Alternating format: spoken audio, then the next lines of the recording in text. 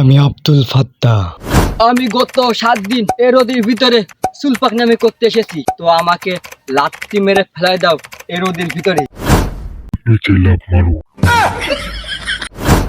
7 দিনের ভিতরে আজকে প্রথম দিন, তো আমার প্রথম দিনে যে কোনো নিরাপদ জিনিস খুঁজতে হবে। এই গরমের ভিতরে পেয়েছি এটা টুপি। এই টুপিটা আমাকে গরমে সাহায্য করতে পারে।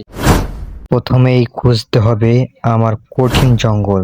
জঙ্গলটি পেয়ে গেছি, দেখতে পাচ্ছেন এটা সবচেয়ে শ্রেষ্ঠ জঙ্গল, আর এটাই বড়। আর এই গাছটা সবচেয়ে বড়, আর এই গাছে আমাদের নিরাপদ করতে হবে। কেন এই যে এই জঙ্গলে কোনো বড় বড় গাছ নেই, আর এই যে যে থামা আচ্ছা তো রোদ, এখানে আমাকে থাকতে হবে। এখানে বেশিক্ষণ থাকা যাবে না, বেশিক্ষণ থাকলে যে কোনো রোগ হতে পারে। এখন আমার যে কোনো খাদ্য প্রয়োজন করতে হবে। খাদ্য প্রয়োজন করার জন্য আমাকে ক্ষীরের জঙ্গল যেতে হবে। তো রোদের ভিতরে সবচেয়ে প্রকৃতিক খাদ্য হলো ক্ষীরই। তো আমি ক্ষীরই জঙ্গলে চলে এসেছি, আর এই জঙ্গলে আমাদের ক্ষীরই ছিঁড়তে হবে।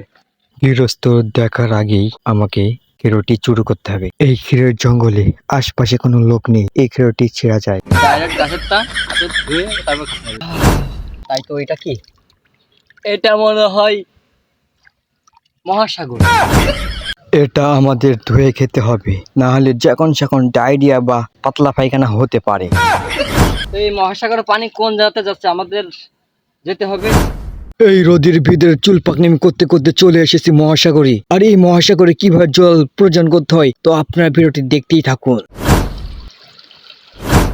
চুল পাকনামি করতে করতে চলে এসেছি মহাসাগরে এই গরমের ভিতরে। আর এই গরমের ভিতরে আপনাদের দেখাতে চাচ্ছি যে মহাসাগরে ব্রিজের নল কত বড় হতে পারে। মহাসাগরের 4র্থ নম্বরের নল, আর এই নল থেকেই মূলত পানি বেরোচ্ছে। এই মহাসাগরে দেখতে পাচ্ছেন একটা নল, আর এই নল থেকে মনে করেন মহাসাগরে পানি বেরোচ্ছে। এই মহাসাগরটা আমাদের গোসল করতে হবে, না করলে এই গরমে আমরা বাঁচতে পারবো না। আমি এই জায়গা 3 দিনের বেশি থাকতে পারিনি, কারণ এখানে যে গরম তা আমার কাছে সম্ভব নয় এই গরমে থাকা। তো ভিডিওটি এই পর্যন্ত, যদি ভালো লাগে তাহলে আমাদের সাথে থেকে লাইক ফলো করতে ভুলবেন না।